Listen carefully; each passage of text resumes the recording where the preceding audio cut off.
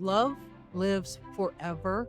The bond you share with that person in this life is never going to be broken. Nothing can sever that. They are always there watching over you. They enjoy when you enjoy life. They look at you when you're going through your grief and they say, it's okay, it's okay, it's okay. We will be together again. I can't wait for you to get here. And they send you little nudges, they send you little signs, push you into a path where you can find a little bit of joy in life again, where you can start making those connections with them. Just know that when you are in the deepest of grief, it is a little bit difficult and challenging to raise your vibration to meet up with them. So don't get discouraged if you're not feeling anything. Time helps heal. Hi, everybody. Welcome to the Ask Julie Ryan Show. It's where we blend spirituality and practicality to help you live a life of purpose and joy. We have Diane Calderon with us on the show today. Diane's a medium, spiritual advisor, and author. She experienced a remarkable after death communication at the moment of her son's tragic death, and that led to a profound spiritual transformation. As you can imagine, I have a bunch of questions for Diane about how she's navigated her tumultuous path and gotten to the place of joy where she now resides. Please remember to subscribe, leave a comment, and share this episode with your family and friends. Now let's go talk with Diane. Diane, welcome to the show. I'm so delighted that you were willing to take some time to join us today. Thank you so much, Julie. I really appreciate an invitation to be a guest on your wonderful program. And I can't tell you how much this means to me and to the reason I'm here. So thank you very much. Absolutely. You have a background in sociology and a diverse career in governmental service. Thank you for your service. And you learned to be an evidential medium. I learned how to do woo woo too. And so, what was the catalyst for that trajectory for you to go from working for the government into what you're doing now? Well, it began with first, I retired from my work with the government and then entered a period where I became full time caregiver for my husband, who had developed Lewy body dementia, and it was a quick transition from working full time for the government and then working with my husband. During the early stages of his progress into dementia, my son passed away in a tragic accident. His passing led me on a super trajectory into trying to understand the afterlife and what happens when someone dies. What does it mean? Can I reach out and connect with him? So much happened because of his death, which eventually led me to the work I'm doing now, which at this point I am a client service manager for the Carefree Medium, Suzanne Wilson. But along the way, I have learned an awful lot to the point of becoming an evidential medium. Yeah. All right. Well, so tell us about that. Tell us about Matthew's your son, correct? Correct. Tell us about Matthew. Tell us about what happened after he passed, and was he in a car accident? What happened there? And then what the steps have been as you've become more efficient and get information that you can validate Okay. from the spirit. I'd love to hear about your journey. Thank you for asking.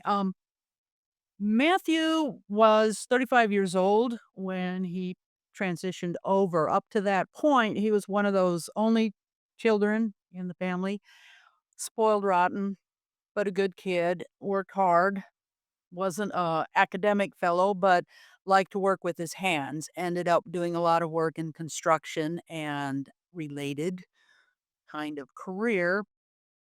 Shortly before his transition, he was looking towards a shift in focus. He wanted to become a contractor, a licensed contractor, so that he could then be kind of the boss and have his own company and bid out to do residential construction work. I thought that was really good, and I could help him do that. At the time, I was caring for my husband, who was in the mid stages of Lewy body dementia, and I was sitting at home a lot. So, if Matthew would pursue this residential construction license, I could help him with the business end because I was pretty good at books and computers and doing paperwork. So, we were looking forward to that progress in his career path. He, unfortunately, had terrible accident.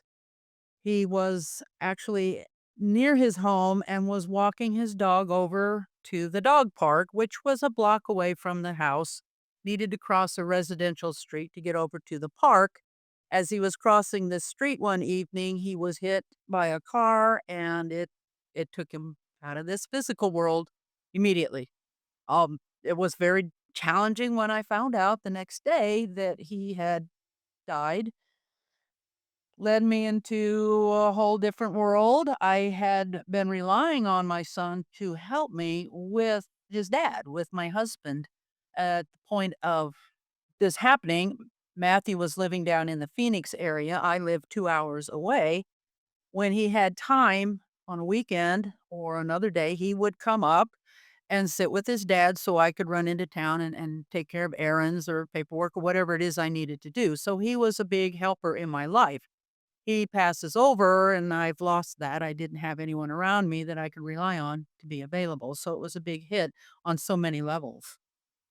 My husband was in such a state of dementia that he wasn't always there when I got the call about Matthew's death. And I told my husband he didn't quite understand. He said, "Oh, I'm sorry," and patted me on the head, and that was that. It took some time before I think it dawned on him that Matthew had transitioned. Matthew, at the time he passed over, did, though, send me an incredible sign, which at that moment I did not recognize. 24 hours later, I understood what had happened. That sign made me aware immediately that he was fine, that he was in this afterlife and was reaching out and communicating to me. Can you Thus, I share the needed to find sign? out what that meant. Would you be willing to share the sign with all of us? Oh, you bet. So I am I'll back up just a little bit. 3 or 4 days before he passed over, he was up for the weekend, and he was getting ready to leave and go back down to Phoenix, and we ended up having a very long conversation, he and I. Had a lot to do with the situation that we were both in and where we were hoping to head. Part of it touched on some spiritual things, and at one point, I had said to my son, I'll probably die before you, Matt, because, hey, I'm older. I just think, though, that we need to make a promise. Whoever passes over first needs to come back and let the other person know, give them a sign or something to let them know that they have died. And he kind of looked at me like I was crazy and said, "Well, gee, okay, mom, I guess so. Yeah, let's do that." So we had made this agreement.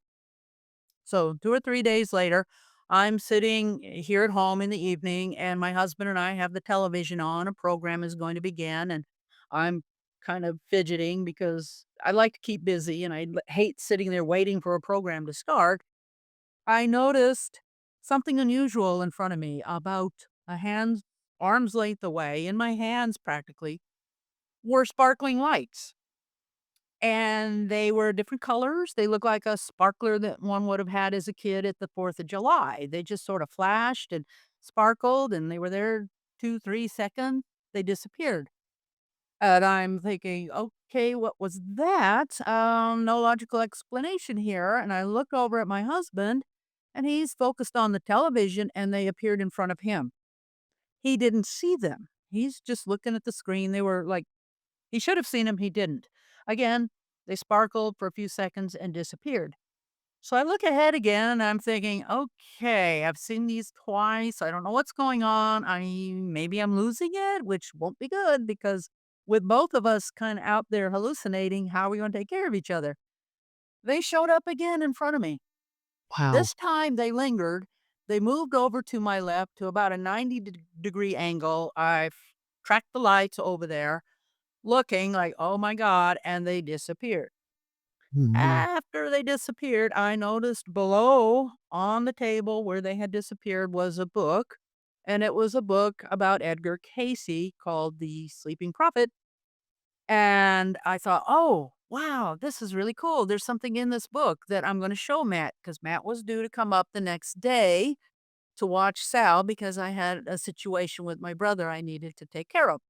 So, okay, Matt's gonna be up here tomorrow. I know I read in this book something about children choose their parents. We had this discussion Saturday about how I thought he chose me as his mom, but I couldn't remember why I had that idea. I now remember it's from Edgar Casey. So I will show him. This is exciting. I opened that book right to the page where Casey's talking about the souls planning their lives and choosing their parents. So I'm excited. I have forgotten about these lights. Went out of the mind. Night progresses. Next day, I get up and routine was I'd get my husband up, get him set at the table, get some breakfast, and I would jump in the car and run down to the highway. I live in a rural area down a dirt road, have to drive down to get the newspaper, bring it back. As I'm driving down the road, a flock of bluebirds came up and flew alongside the car. That caught my attention because I had never seen bluebirds in my neighborhood before, ever. They're just not common. And here are these bluebirds. And I'm watching them, they kinda flew off, and I thought, "Wow, that was really great." My mind wanders off to when my son was little, 3, 4 years old. He would sing that song, "Mr. Bluebird on my shoulder, zippity doo dah." So that comes to mind. I get the paper, I'm heading back to the house.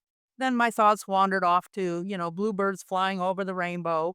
I had these thoughts on my mind as I got back home, come in, settle down, finish breakfast, get my husband situated in the living room. Phone rings. Don't get a lot of phone calls, so I pick it up. It's a Phoenix number, no identity, just a Phoenix number. I thought maybe it was my son to call to tell me he'd be running late. I don't know. Wasn't his cell number, but I said hello.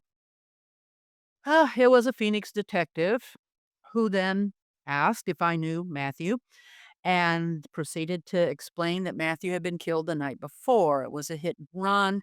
He was crossing this street in this residential area. Somebody hit him and then kept going. I fell apart.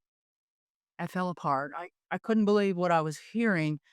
Did have enough presence of mind, though, to get as much information as I could as long as I had this detective on the phone. So I'm taking notes, like, well, what time did this happen? And do you know if he passed quickly? Did they take him to the hospital? What was going on? I got the details, hung up, had to gather my wits, told my husband, I got the little pat on the head, and then, sat there and it's like, oh no, what to do now? You get it together, you start making calls. So called out to friends and relatives. It was a long, hard day. Later I that can't night, even I'm imagine. sitting at the dining room table, had put my husband to bed, and it was a little bit quiet. And I'm waiting for my two sisters to show up. Both of them lived in other states. They had to get planes and arrange to meet in Phoenix and rent a car and to come up to help me.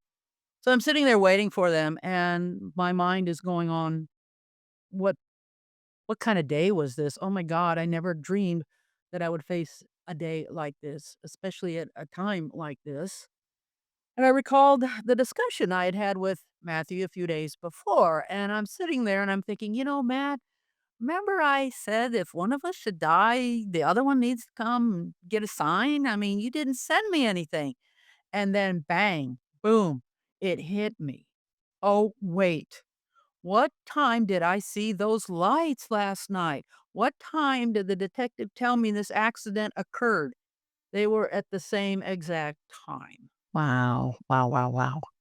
Yeah. I then knew in my heart that those lights were my son, that he had, at the moment he transitioned, showed up in my living room, showed these lights to me, to his dad, and again to me, and drew me to that Edgar Casey book as if to say, "Hey, mom, this is going to make sense to you. Look at that book. Remember what we talked about? Yeah, yeah, I picked you. Thank you." That realization floored me, but it also brought me to a sense of peace. It helped me move through that deep, heavy grief.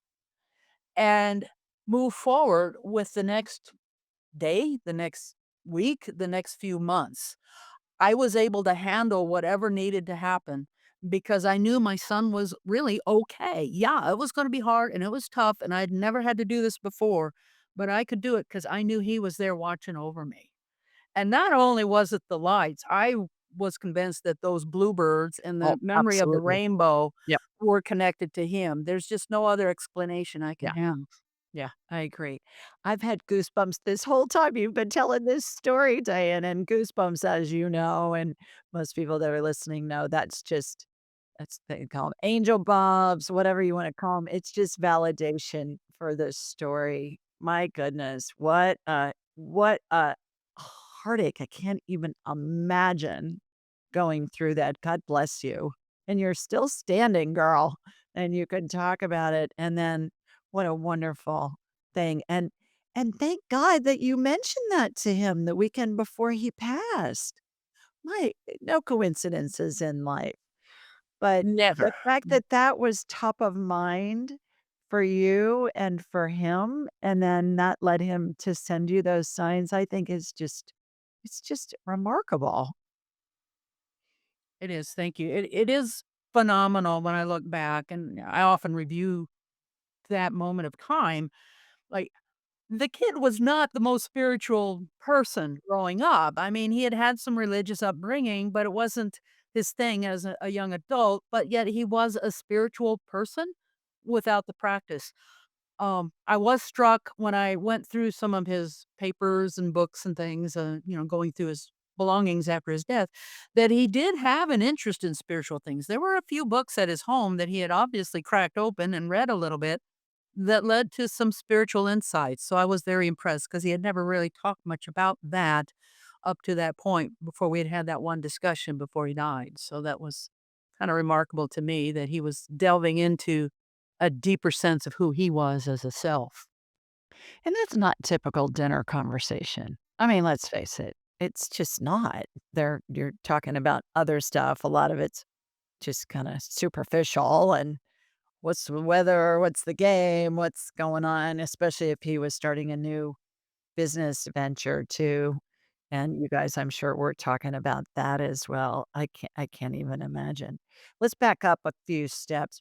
Did you grow up in a spiritual home? What led you to get eventually the Edgar Casey book? What was that? What's the story behind that? And tell us for those who don't know, tell us about Edgar Casey. Who was Edgar Casey? What was he all about? Okay. Um, I grew up in a very Catholic home, very, very Catholic. Both parents, pushed us into Catholic schools whenever they could and catechism classes. And up into my early 20s, was a very strong Catholic person. My mother did have an interest in things when I was younger in, like Richard Ireland and psychics and ESP and I'm not Edgar familiar with Casey. Richard Ireland. Who's Ah, that? if you go back into the 60s and early 70s, you'd see that Richard Ireland was a fairly well-known psychic. He was often on programs like the Johnny Carson Tonight Show, which is how I had heard of him because my mom would watch those programs, and when I was old enough to stay up late, I'd watch with her, and I remember Richard Ireland being on there thinking, "Wow, that's kind of interesting." My mom liked to read about Edgar Casey. Mom wasn't into the spiritual stuff, but she had an interest in those areas, and I remember that as a child. I grow up, get into my 20s, you get married, you have family, you're taking care of things, career, what have you. I put some of that aside, but interestingly enough, the man I married had a deeply spiritual feel about him and had an interest in books like Edgar Casey. He came, with a bunch of paperback books of Edgar Casey. So over the years, I would go through the books and read them and learn a little bit about Casey. And my husband, of course, influenced me to kind of pull away from the religious perspective and look at things in a more spiritual light. So I shifted away from the Catholicism and started to be a little bit more spiritual and interested in those things. Casey was called the sleeping prophet. He was a man who came to prominence in the early part of the 1900s through like I'm going to say about 1908 to 1940s, And he was a remarkable man who wasn't the best educated, but he had a way of connecting with information from the other side. One could call it today the collective consciousness, but he could tap into those things that most of us do not tap into and give information. He was known as a prophet or a seer. He would prophesize things coming up in the future, some of which have come to pass, some of which are still pending. He was also able to go into what you would call a trance-like state where he would be lying maybe on a sofa and a person would ask him questions. People would write letters to him and say, "Oh, I have this such and such a health issue. This has been going on. What do I do about it?" And from a trance state, Edgar could give them a prescription or a recommendation on how to impact that health so it would improve, if not be cured. At times when he would go into these trance states, he would touch into past lives. He would talk about, "Oh, well, you lived previously in such and such an era." Sometimes it would be going all the way back to Atlantis. Sometimes the lives might go back to when Jesus walked this earth. Casey had a very strong connection to who he called the Master, Jesus Christ. So he was a fascinating man. So if anyone is not familiar with Edgar Casey, there is an ARE Institute, ARE.org, I think it's called, which is a group that studies Edgar Casey, tons of resources and information on him. He is fascinating. Here's a little tidbit that you may not know. I live in Birmingham, Alabama, and he set up shop in Selma, Alabama, where famous for the civil rights, the Yeah. Pettus Bridge and MLK and the guys crossing the bridge and the Alabama police were there and that whole story, which I thought was really interesting that he worked out of Selma and his office is still there. They've turned it into a historic landmark kind of a place. And I thought it was interesting that of all the places on the planet, one of the most historic American places, especially for civil rights and people being equal and everything that went with that, that he was working out of Selma? I think that's fascinating. I'm sure the that society's done research on that, but it would be fun to have a conversation with him about why Selma? Yeah, it does make you wonder. I had not heard that. Selma, I always think about the civil rights and Martin Luther King. But then as you're talking, it's like perhaps there is an energy in that particular location that just sort of drew in a higher spiritual feeling for people to treat each other as human beings, irregardless of backgrounds, and to be connected with the greater self, the greater consciousness, all that is with God. So I think there are some locations in the world that have a little bit of a higher energy, and perhaps I Selma would agree. be I one. agree. Wow, And interesting. that part of the state of Alabama is known as the Black Belt, and Uh-huh. it's not black because of the black slaves, it's black because the soil is so rich there, and it was all plantations, most of it was cotton plantations.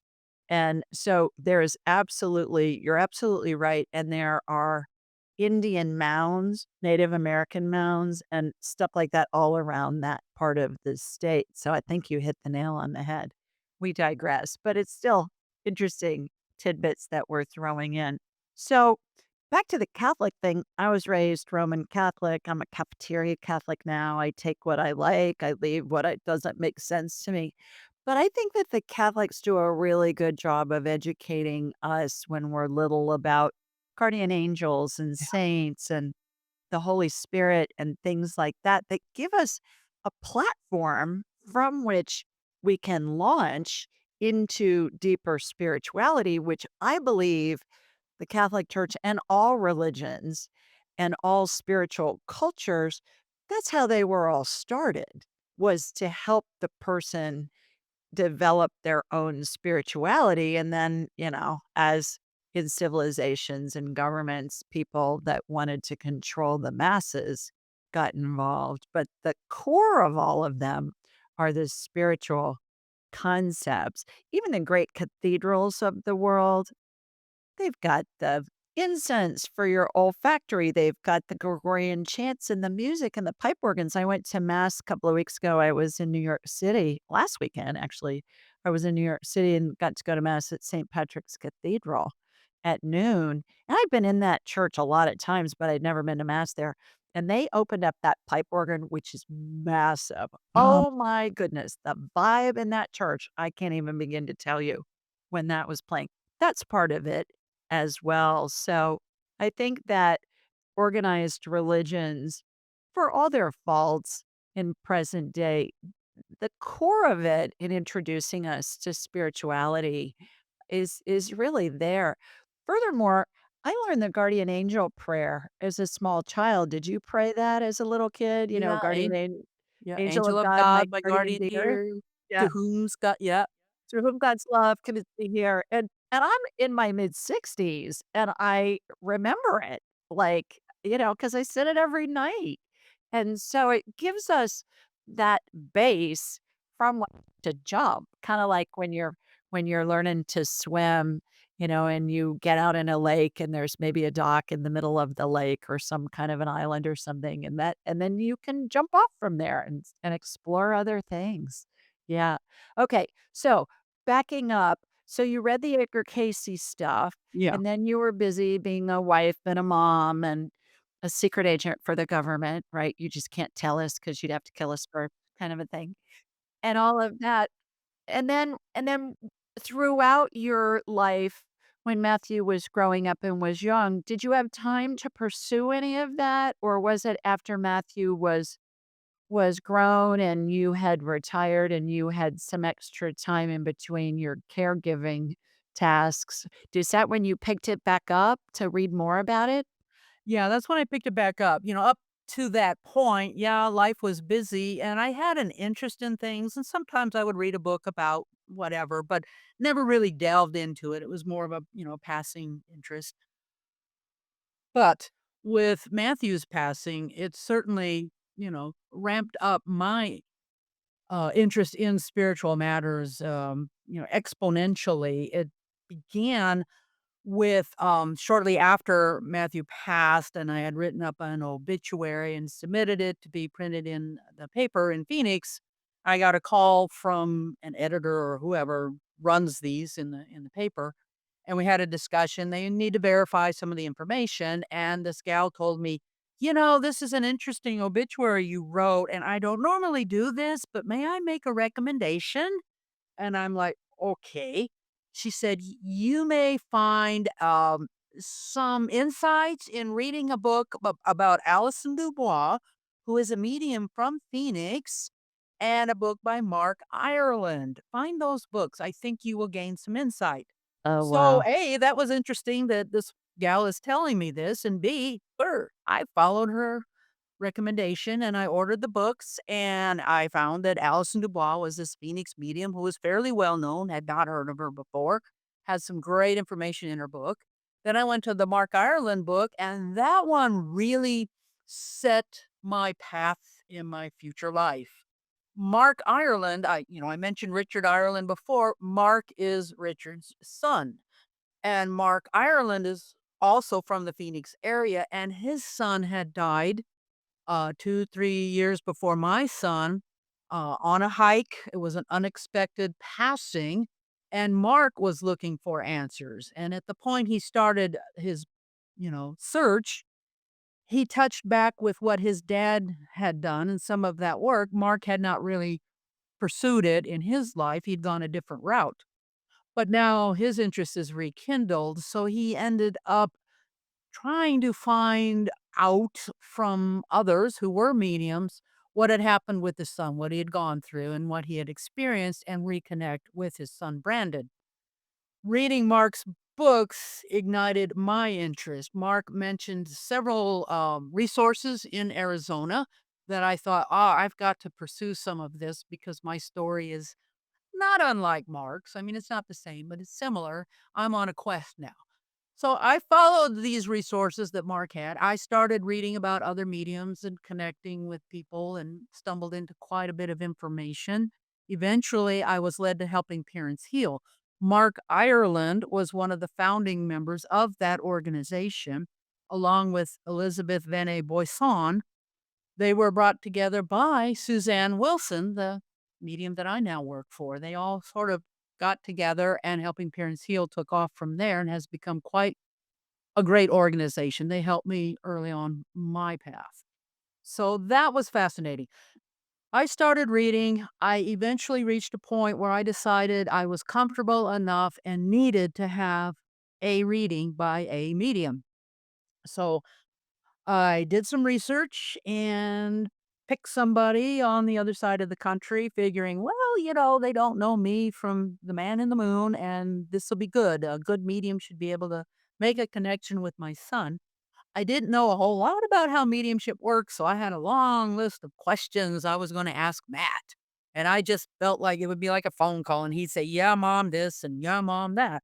So I had my list, but I knew enough not to give too much information to a medium, let them kind of take control and let's see what comes in. So I had this medium reading. It was done over the phone and it was life changing again.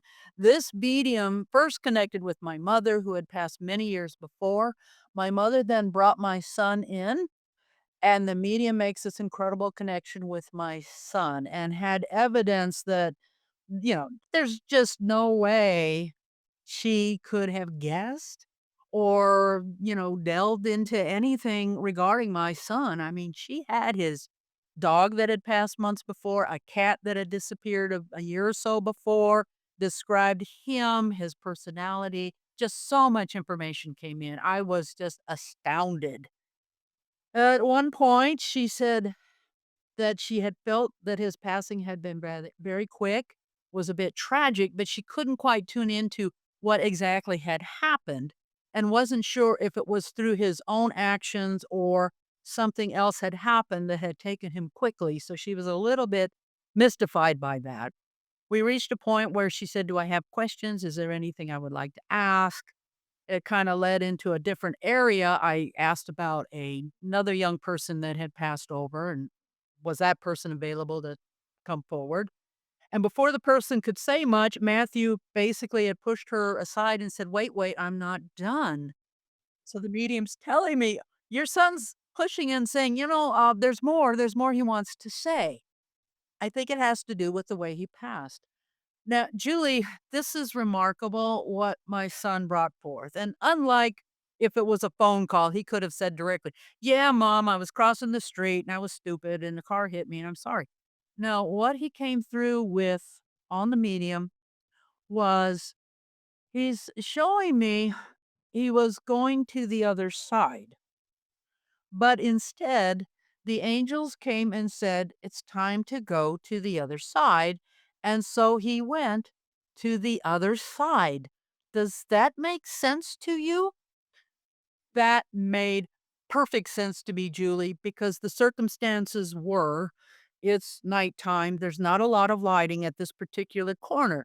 He went to this corner to cross that street to the other side with the dog. He always stopped at the corner when he walked the dog to the dog park because he was afraid that if she got out of the yard, she might run across the street to go visit her friends at the dog park. He was always careful about making her sit and wait to be sure it was safe before they crossed the street. So I couldn't figure out why was he unsafe that night. It didn't make any sense to me why he crossed that street if a car was coming up that way. So he was crossing from one side of the street to the other side. The car hit him just before he stepped onto the other side of the street. So he didn't make it to the other side of the street. The angels came and said, it's time to go. And they took him to the other side of life. And I knew from what he was relaying is that he wasn't supposed to see that car that was coming. The dog was ahead of him. She was safe. He was supposed to exit at that point. The angels took him. He was blind to this car coming, and they took him to the other side. This this brought so much peace to me I bet. that A, he wasn't on some death wish crossing the street. B, he wasn't being careless. C, it was tragic but there was a purpose. It was time for him to go.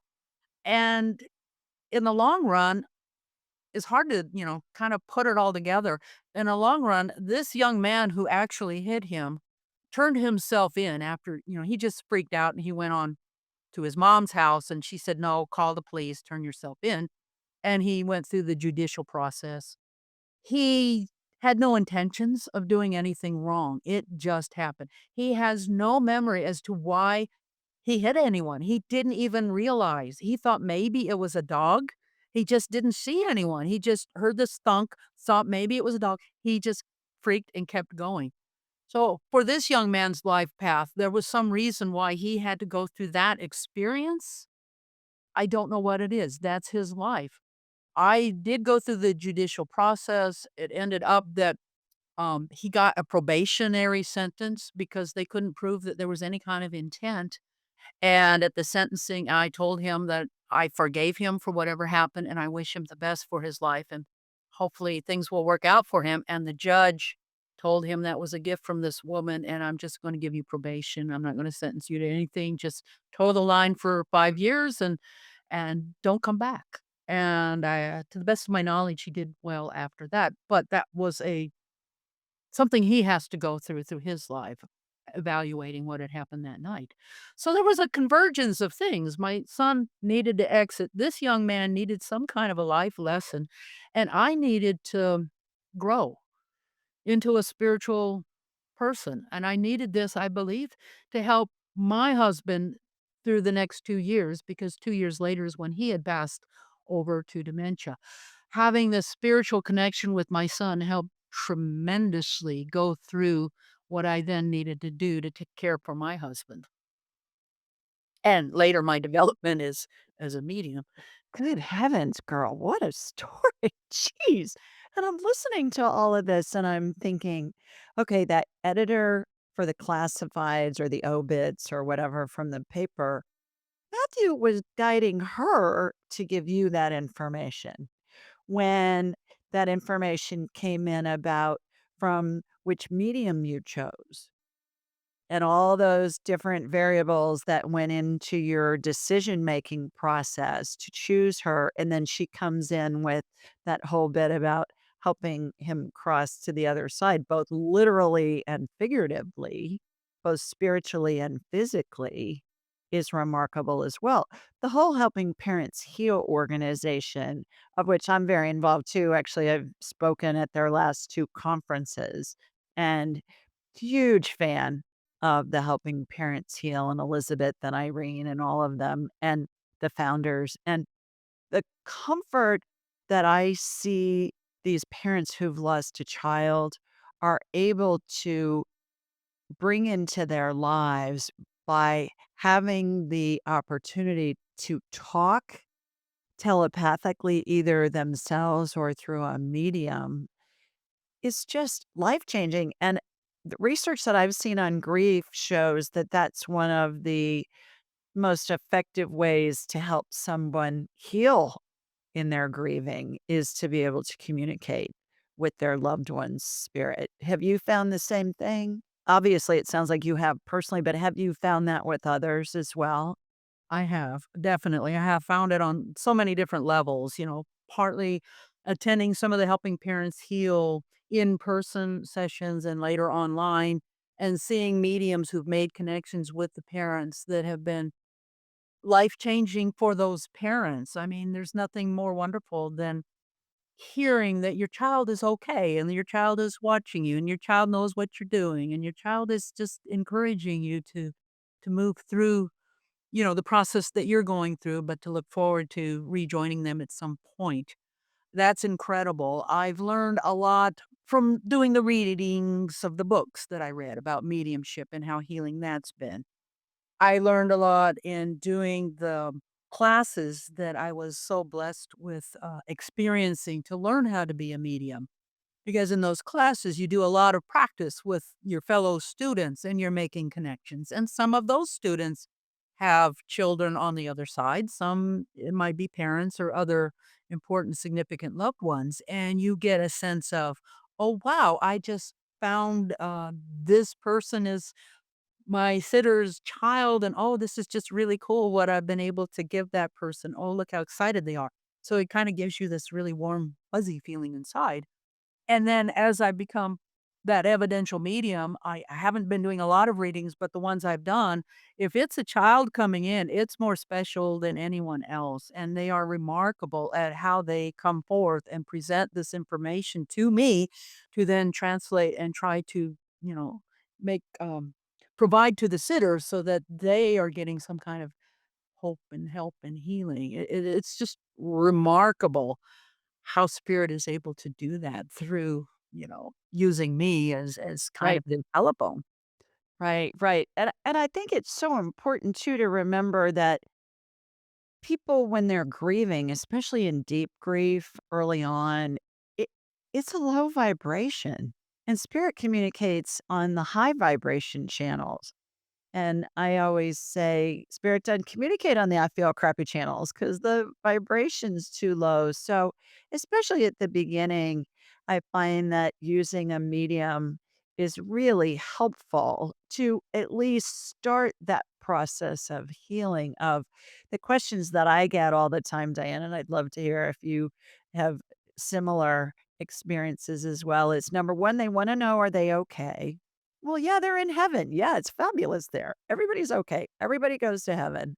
All dogs go to heaven, all people go to heaven too. That's number 1. Number 2, who's with them? A lot of times they'll say, "Who's with them?" And Matthew gave you those 2 answers right up front, it seems. And then we get into other things too. So tell us about how you get information from Matthew and from others when you're working with perhaps a family member who's lost a loved one and they want to be able to communicate with them. Please share with us what your experience is, what's your technique, how do you do it? How do you communicate with them? What kind of things do you hear? Okay, good question. A little bit on Matthew. He communicates a lot. I have on rare occasion heard him in my head talking to me, or, it's like he's standing next to me. I hear something, but it's not lengthy. It's just a short little, "Hey, mom," or, something along that line. But he's around all the time and he does things. He sends me signs. He plays with electronics and lights and things like that. So I Can know you he's give us around. some examples of Oh, that? one really good one is he had installed the ceiling fans in my dining room kitchen area. And early on, when people would be at the house, especially my sisters or his girlfriend, anybody he was close to, and we could be in that room talking about him, the ceiling fan would kick No, on its own. on its own. And, the No. light, the fan would be going. Recently, his former girlfriend, she comes to visit me now and then. She'll stay, a week or two sometimes. And we were doing some work in the kitchen and it was a little warm. And she said, "Oh, turn the fan on." And I went to turn it on and it has a remote. It doesn't have a regular switch and it wasn't working. And I opened it up and I'm gonna change the battery, and it's some oddball looking battery, something you wouldn't have in your drawer. I'm like, "Oh, I don't have the battery, can't turn it on." So I set it down. We went on, ate our meal. A little later, we're in the living room, and I noticed the fan was running. And I said to her, "Hey, Alex, look at the kitchen." And she says, "I thought you said the battery was dead." I said, "The battery isn't even in the remote, it's in my pocket." "Okay, Matt, that's pretty cool. How did you do that?" That was just a few weeks ago. So he does things like that. He How does that yesterday happen? How do you think they do that? How do you think that they're able to control electronics? I think because they're at a higher vibration and we are basically energetic beings. And because we're energetic beings, it's easy to control energy. And what is energy? It's electromagnetic, it's the electrical forces. So it doesn't seem like it would be much of a stretch for them to play with energy to get things ramped up. Now, one that I don't quite understand how he does this, and he did this yesterday. Every evening I walk my dog, go down the road with the dog, those bluebirds that he had sent me a long time ago would show up almost every winter. For years, I was getting these bluebirds. They would show up. I have some bushes out here with berries. They'd come and eat the berries, and then off they would go. I'd see them for a few days. I'd try to take pictures. Last year, there were no bluebirds. I did not see any bluebirds at all. So I thought, oh, I guess that's the end of that. Matthew's bored with playing with bluebirds. I don't know. I'm walking the dog. I was thinking about something related to some of the work I do here. And suddenly something caught my attention, and I looked, and a flock of bluebirds, I kid you not, a flock of bluebirds came flying towards me. They went on either side. One landed about 20 feet away from me on a fence post and just sat there in its glory. And I'm like, "Oh my god, Matt, this is cool. You know I've got an interview tomorrow. Wow, this is great. You're sending me the bluebirds today." I couldn't get a picture because by the time I get my phone ready to take the picture, then they flew off and I saw them fly over the house. So I thought that was another sign from Matt. Now, how does he get the birds to do that? I have Yeah. no idea, but he does, and they Yeah. show up when you least expect it. So that was really pretty cool. Now, connecting other people and tuning into the spirit world is not the easiest process for me. Ah, There are mediums like Suzanne Wilson who it's fairly common for her, I think, to make those connections. She's already vibrating at some high frequency. I have to work at it. So what I had learned through my training is how to raise up my own frequency. There's a process called sitting in the power that I will use. If I'm going to do readings, I try to practice that ahead of time and just raise my own vibration. And then when I get ready to do a reading, I'm asking for what we call a master spirit guide. I asked this master spirit guide to go and meet the other person's loved ones, the person I'm going to sit for or with, and invite them in and organize that. I also have a team of helpers that are my husband Sal and my son Matt yeah. because they are really good at communicating, very good at it now. And I will ask them. Sal's really good with, like, the older crowd that's on the other side. Matt's good with the younger crowd. So they go to those loved ones and they talk to them and let them know how I work and what kind of information I'm really, can connect with and some of the things I might have a little trouble with. Then I ask for Sal to be like the MC, and I say, "Okay, Sal, bring someone up." So now I've got my sitter. We do a little bit of a not quite a meditation, but a little bit of prayer to kind of bring both of our energies up to meet spirit's energies. And we ask spirit to come in. We invite them in. So Sal then works as the MC, and I'll see him bring someone up to like a podium. And I begin to describe what I'm seeing, what I'm feeling, what I'm hearing, what I'm sensing about this spirit person. If I'm having a little trouble, I'll ask Sal to ramp it up. If it's a younger person, Matthew's really good at stepping over and whispering into their ear, "Hey, this is what you need to do." So I'm getting this information. It comes in different forms. It's not crystal clear. It's not like I can see you right now, Julie, and say, "Oh, you've got a red top on with a big white snowflake." It's a little kind of fuzzy hazy, and I've got to make sense of it. Any kind of words or images or emotions, I've got to translate and try to understand what spirit is giving me. Then I share that with the sitter.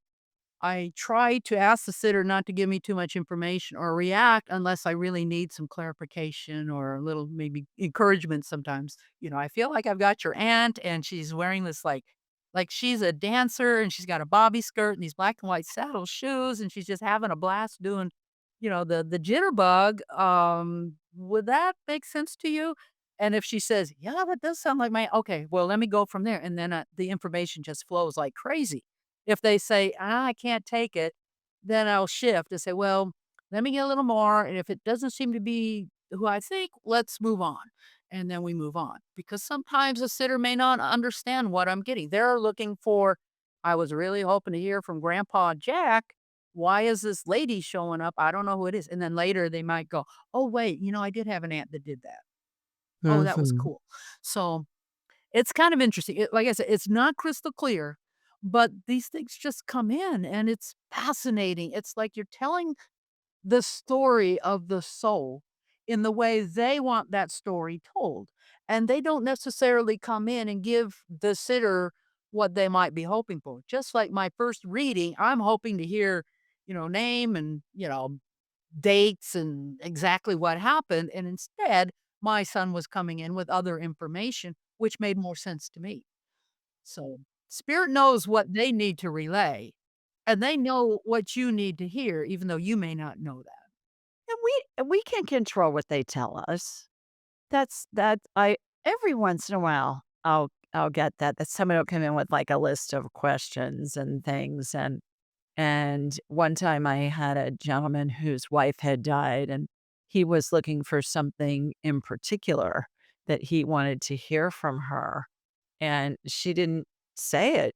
Well, at the end, he was disappointed, and he said, "Well, today is my birthday, and she didn't wish me a happy birthday."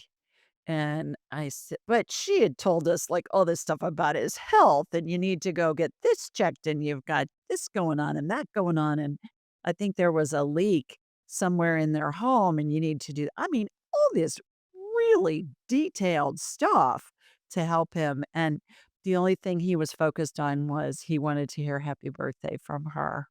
And and so I said to him, I said, "You gotta remember that time isn't a thing in the spirit world. So a birthday is irrelevant to a spirit. It's relevant to those of us who are here in the human form, but not necessarily somebody else who's in the spirit world." And I find too, and I'd love to hear your take on this, Diane, that sometimes they'll give us signs and symbols and stuff that's just so random. And you think, really? What's up with that? Like strawberries. I'll hear strawberries and I'll say, well, strawberries. Did she like strawberries? Your mother, did she like strawberries? Do you like strawberries? What's up with the strawberries? Well, no, but as a kid, we lived on a farm and we grew strawberries. Okay. And so it's almost like sometimes I feel like we're on a treasure hunt and they'll give us a sign or a symbol or maybe a phrase. And then I find too that once we start talking with them, it reminds me of an old-fashioned water pump at a farm, for a water well. You gotta pump the handle a little bit to get it flowing. And you alluded to that a minute ago that it's like once they start talking, then they're really chatty. And I think they all have ADD too, because they'll talk about, do you agree? They'll talk about one thing and then something of a totally different subject and they'll be bebopping around with all this stuff. I think they're just so excited that they have that communication channel open. But I always say all spirits have ADD because it doesn't necessarily flow congruently like we would hope to have our conversations go, those of us that are still in our human incarnations. Have you experienced that as well? I have. I think sometimes the spirit people are just so excited that they Yeah, have I this agree. opportunity to relay some information. But yeah, like you say, the ADD, there's so much I want to say, but this medium is a little dense. Let me Well, see I what don't I know can about. get through here. And Yeah, yeah, they're trying to cram a lot in into a short period of time. Yeah. right. How do you know that it's really uh, by Matthew? I mean, certainly you've been talking to him long enough from him in heaven, but I call spirit world heaven. I'm a good Catholic girl, so it's heaven to me. So, the how do you know, you alluded a little bit to that a couple of minutes ago, that you will ask some questions to the person with whom you're working whose loved one has passed. How do you feel confident that you're really getting information that's accurate? You call yourself an evidential medium. What does that mean? And is there kind of a Mm, like a gauge that you use maybe intuitively to kinda double check the information you're getting? How does that work when the information comes into your head? Do you edit anything that you get? Do you just go with what's the first thing that pops in your head? What's your technique on that? Okay. In general, my technique is to provide, for the most part, whatever's flowing into my head. Now, there are times I do have to kind of pull back and think, do I really need to share that or say that? And I might need to analyze. I mean, if spirit were to show me something that I'm not quite clear on. I may, be asking in my head, "Are you sure? What is that? I need more information." I'm not saying it out loud to the sitter, but I trust that whatever I'm receiving needs to be passed on for the most part. I don't try to analyze if it's going to be evidential, if it's accurate, if it's right or wrong. I'm just going to relay what I'm getting and let the sitter figure out if that makes sense, if that's evidence that they can validate or not. Sometimes they can, sometimes they don't. Mhm. Sometimes Mhm. it hits them later.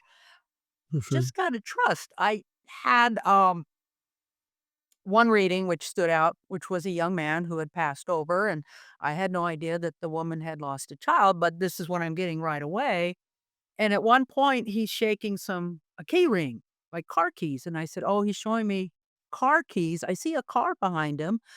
I feel like he was really happy that he was given a car before he had passed over, and she says, "Oh, yes, we gave him a car when he completed high school." I said, "Okay."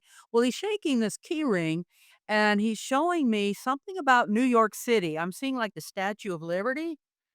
Well, I don't know anything about New York City. Well, this is really prominent. I'm seeing New York City. No, we don't have any connection with New York City. I don't know what that means. And I said, "Okay, but now I see a park, a tree. There's some connection here." "No, no, don't know what that means." Found out later after the reading that they had given him this car when he had graduated from high school, and his aunt had recently visited New York City and had given him a New York City key ring, and they had put it on a tree they planted for him in the park. They had the key ring in the park. She had completely blanked out on that. Now that's pretty evidential. Had I just pulled back, "Well, like, she can't take New York and, we got the key ring, but I don't know what the rest is, I'll forget it." No, I brought it out, and then it made sense later. Yeah. So, Diane, I have a fun story about that that's just happened just now. When you were telling us that story about New York City, what came into my head, and I call those divine downloads that we all get them all day long, right? And most of us don't pay attention to them. So I got a divine download to share the story about the surfboard. And I'm hearing this, and then you said keyring, and I thought, well, bingo, that's why I'm supposed to share this story about the surfboard. I was talking to a woman who'd lost her son, and he was showing me a surfboard. He kept showing me this surfboard, and she said, "I live in Nebraska. I'm not near the ocean. I'm not near a beach. My child has never surfed. He was a young adult son when he passed." And I said, "Well, he keeps showing me a surfboard," and we went on and we talked to him, and the whole time we were talking to him, he was standing next to a surfboard, looked like an ad for Maui Jim sunglasses or something from Hawaii. And so I said, "Well, this surfboard thing is so prevalent that perhaps something's gonna come up with a surfboard. Sometimes they'll show us signs of things that haven't yet occurred." And she started laughing, Diane, and I said, "What?" And she said, "I have a surfboard on my keychain." And so I said, "Every time you look at your keychain or use it with a surfboard on it, your son wants you to know that he's around you." So that's a great example too of how you're telling that story. Spirit's communicating with me, share the surfboard story, which is a similar situation. So I think that leads to the statement of don't judge what you get. It's that what I teach is that first thing that comes into your head, whether it makes sense or not. It doesn't matter. It's that first thing, even if it comes in before you've thought the thought out all the way. Have you found that to be the case that sometimes you'll start be getting information before you're even finished thinking the thought or saying whatever the comment or the question is? Oh, absolutely, absolutely. Yeah, I mean, you just get these feelings, these images, this sense of something, right. and you start talking, it's like, "Oh, okay, yeah, now yeah, yeah, yeah, it's coming in, now it makes Yeah, sense." yeah. Mhm. Can anybody talk to spirit? I believe anybody can. I do think that we as humans, always second guess ourselves, and we feel like, "Well, I can't do it, I don't have the training, or I'm not religious, or I'm not spiritual, or whatever, whatever, whatever." I think that if we would set aside our pre-programming and just accept that, yeah, let me trust that spirit is here and that I can hear from them, talk to them, get signs from them. I just need to open that heart, try to raise that vibration. I may help to do meditations. It may help to take classes that help you, learn techniques to raise your vibration. You can do prayer, just simple prayer. Being raised Catholic, how many prayers did we do? Well, just get into a meditative state through prayer or anything. You can get in a meditative state doing something routine. You knit, you sew, you wash dishes. You get into a state where your mind is just doing without thinking and then ask, "Hey, are you here? Do I feel you? Remember, honey, when I wash dishes, you would sometimes come up behind me and give me a hug. Oh, oh, I feel that. That's a connection right there. It's not big. It's not him whispering in your ear, but you suddenly relive that moment. Well, no doubt he's there giving you that feeling. So Yeah. there's a Great variety of ways. suggestion. Yeah. Wait, couple more questions as we're winding down here. Do you have any advice or guidance or words of wisdom to those that are watching or listening who have just lost a loved one and they're really in deep grief? You've been through it. What can you suggest to them to help them in their journey of grieving? Grief is a part of being human.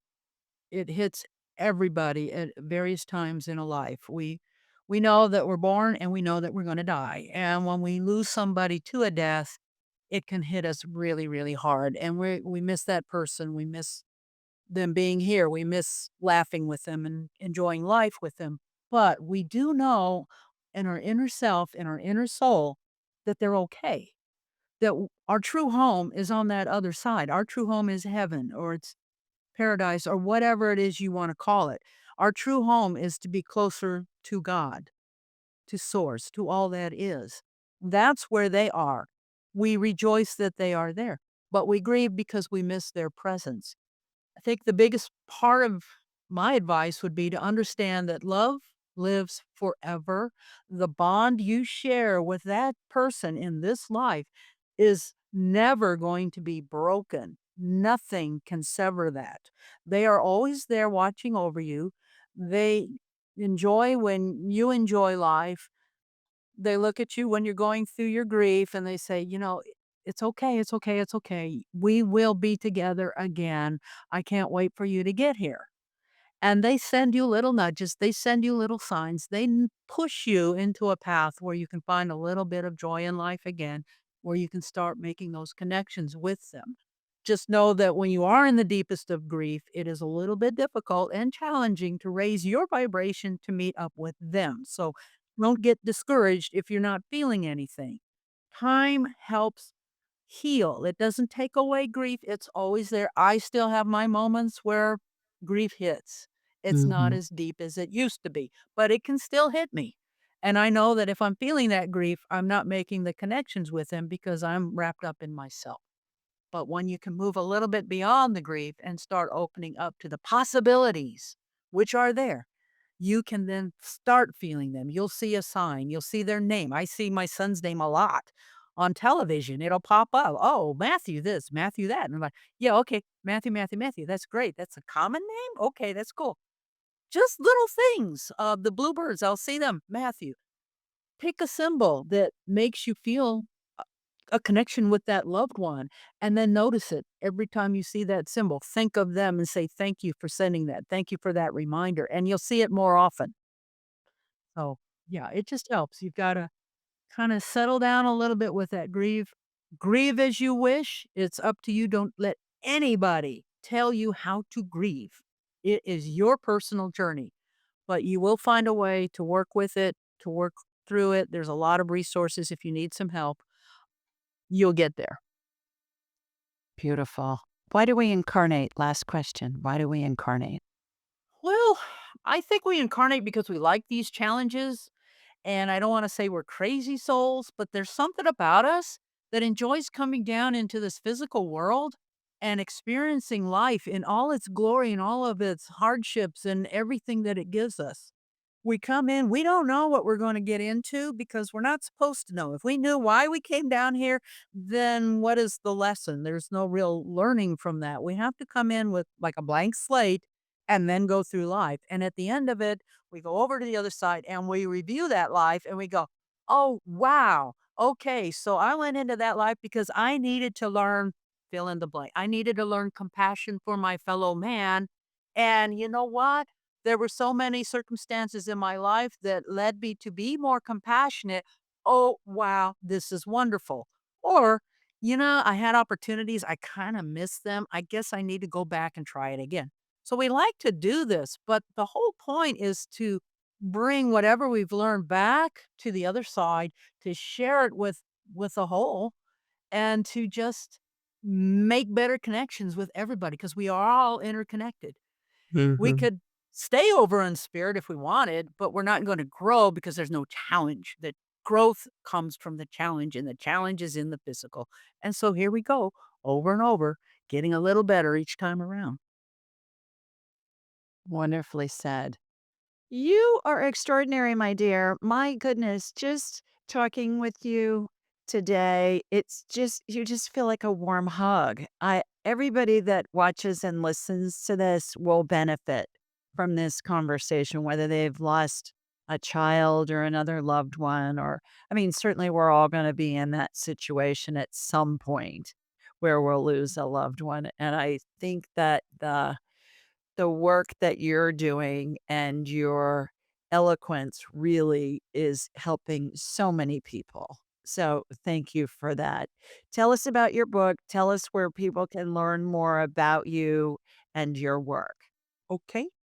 My son, Matthew, nudged me for quite a period of time to write the book. And the book is about how he had passed, the signs he sent, and how it led me on a journey to understanding the afterlife and making connections and eventually to becoming this evidential medium. The book is called, let me put it up here. Well, I don't have it mirrored, so it looks goofy, but it's Living and Loving Life All Day, Every Day by Diane Calderon. It's available on Amazon.com. You can go to my website, dianecalderon.com, and there's links in there to the book and a little more information on my background and the whole story regarding Matt. I'd like to just make a comment about the title of the book. One would think, oh, you're a mother who's lost someone, and how can you live and love life all day, every day? I try. I don't admit that I have every day where I'm just really ecstatic, but I do try. The title of the book came from my son. The circumstance is this: on the very day that he died in the evening. Earlier in the day, he had called me and asked for some advice. He was applying for a part-time job. He wanted to work at a restaurant. It was a assistant brewing job. And he's filling out the application, and he said, "Mom, what do I put down for my qualifications?" And I gave whatever standard reply I usually would give him, like, "Well, I'm good at this. I drink beer." I don't know, whatever, man. I gave him whatever my wisdom was at the time. So that night, he, of course, crosses over to the other side. Days later, I'm at his house. We're going through the papers, and I found that application. He had not turned it in. And I'm looking at the application and I'm thinking, "Oh my god, he was working on that. Remember when he called and you were helping him?" What did he write here? I'm reading it, and at the part that said qualifications for the job for a part-time brewing assistant, he wrote, "Living and loving life all day, every day." Wow. Wow, Diane, holy Moses. This blew me away because this I knew was the last thing he wrote ever. This came from his heart, and to think that that's what he wrote on the last day of his life was mind-boggling. And so it became the title of the book. Someone who had helped me put this book together at the end, the technical part had said, "That's the title of your book." When I read it, "That's your book title right there," because I didn't have a title before then. So, it's a perfect title. It's the way my son lived. He was always a rather happy-go-lucky kinda guy. He didn't get pulled down too much in life. He was always helping people and moving forward. He had a heck of a great laugh and a great personality, and I think that these are the words that he wants to carry forward. Anyone who stumbles into this book and reads it will get a sense of who he was, but also a sense of what to do in life is like, don't look back, just move forward. Living life every day as if it's your last because we're here for a reason. Let's enjoy it while we can with all the hardships and the joys. We can do this, folks. And at some point, we get to go over there and share our stories with our loved ones. Oh, wow. Thank you. Amazing. You bet. Okay, everybody.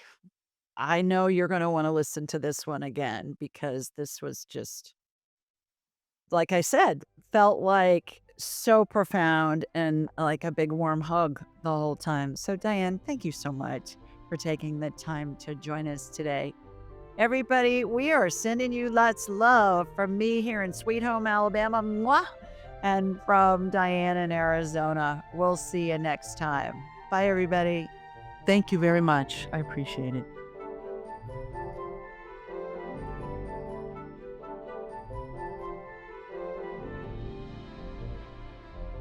To enhance your spiritual journey, click on one of the videos below and remember to subscribe, leave a comment, and share with your family and friends.